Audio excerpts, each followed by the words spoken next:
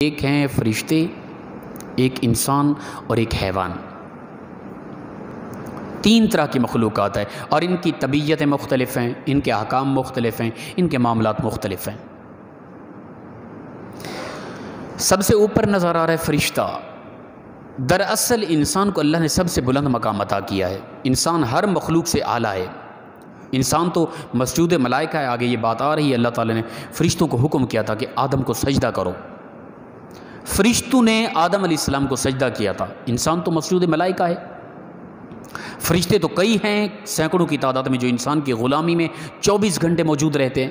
انسان کا تو یہ مقام ہے۔ تین طرح کی مخلوق ایک نظر آتی ہے۔ ظاہراً فرشتہ جو سب سے بلند نظر آتا ہے، پھر انسان ہے، پھر حیوان ہے۔ فرشتہ معصوم عن الخطا ہے، اس سے خطا ہوتی نہیں۔ نہ اسے کھانے کی خواہش ہے، نہ پینے کی خواہش ہے، نہ تعلقات کی خواہش ہے، نہ لین دین کی خواہش، کسی چیز کی خواہش نہیں ہے۔ اس کی زندگی کا مقصد، تخلیق کے مقصد اللہ کی تسبیح و تعلیلات ہے بس۔ اسے نہ تھکاوٹ ہے، نہ اگتاہٹ ہے، نہ اسے سونا ہے، نہ اسے اٹھنا ہے، نہ اسے کاروبار ہے، نہ کوئی معاملات ہیں، کچھ بھی نہیں ہے۔ وہ تو ایزی ہے بالکل۔ اس کے بعد ہیں نیچے حیوان، ٹھیک ہے نا۔ ان کے لیے نہ عبادت ضروری ہے، نہ ان پر کوئی احکام لازم ہے۔ انہوں نے کھانا پینا ہوتا ہے، آرام کرنا ہوتا ہے، سکون کرنا ہوتا ہے، دنیاوی سارے معاملات اس میں پائے جاتے ہیں۔ درمیان میں ہے انسان۔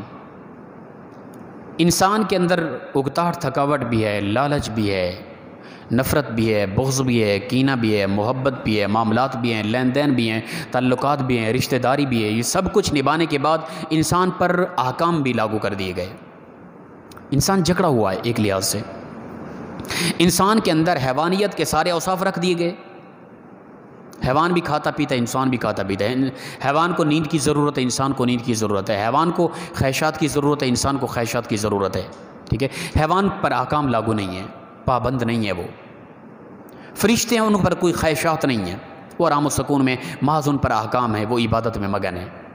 انسان کے اندر حیوانیت کی ساری اوصاف رکھ دی گئی، فرشتوں کی ساری اوصاف رکھ دی گئی، ٹھیک ہے نا۔ انسان کے اندر خواہشات رکھنے کے بعد پھر روک دیا گیا۔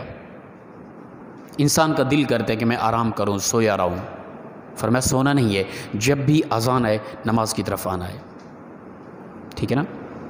حیوان کو یہ حکم نہیں، وہ سویا ہوا تو سویا رہے، وہ کھا رہا ہے تو کھاتا رہے، وہ کہاں سے کھائے گا، کیا کرے گا، کچھ بھی نہیں ہے۔ ایزی زندگی ایک لحاظ سے۔ انسان کو اللہ تعالیٰ نے یعنی انسان کے اندر وہ حیوانیت والی ساری خواہشات رکھنے کے بعد پھر محدود کر دیا۔ انسان یہ کرنا ہے، یہ نہیں کرنا، یہ کرنا ہے، یہ نہیں کرنا۔ اب انسان کے لیے پریشانی بن گئی۔ اب جو انسان زندہ رہ کر دنیاوی زندگی میں زندہ بھی رہتا ہے اور وہ خواہشات نفسانی کو مار کر اللہ کے احکام کے مطابق چلتا رہتا ہے، وہ فرشتوں سے بھی اعلیٰ ہو جاتا ہے۔ فرشتے تو عبادت کر رہے ہیں، ان کے اندر کوئی اور چیز ہے ہی نہیں، ٹھیک ہے نا۔ وہ معصوم عن الخطا ہیں، ان سے خطا نہ ہونا یہ کون سے کمال ہے؟ ان کا عبادت کر رہے ہیں، یہ کون سا کمال ہے؟ ارے انسان کے اندر خواہشات تھی، اس نے اپنے نفسانی خواہشات کو مارا۔ جو دل کہہ رہا تھا اس کو نہ مانا، اپنے نفس کی نہ مان کر اللہ کی مانی۔ فرشتوں مان رہے تھے اللہ کی، ان کا نفس تھا ہی نہیں، ان کی خواہشات تھی نہیں، اور حیوان کے اندر احکام لاگو ہے ہی نہیں۔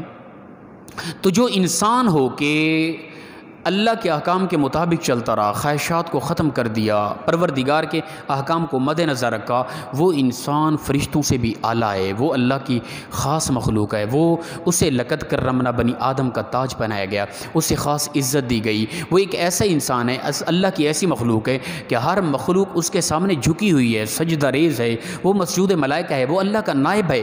کائنات کے اندر اللہ کی تمام مخلوق میں بہترین مخلوق پھر انسان ہے۔ تو اللہ نے یہ مقام دیا، یہ عزت دی، یہ معیار دیا، یہ وقار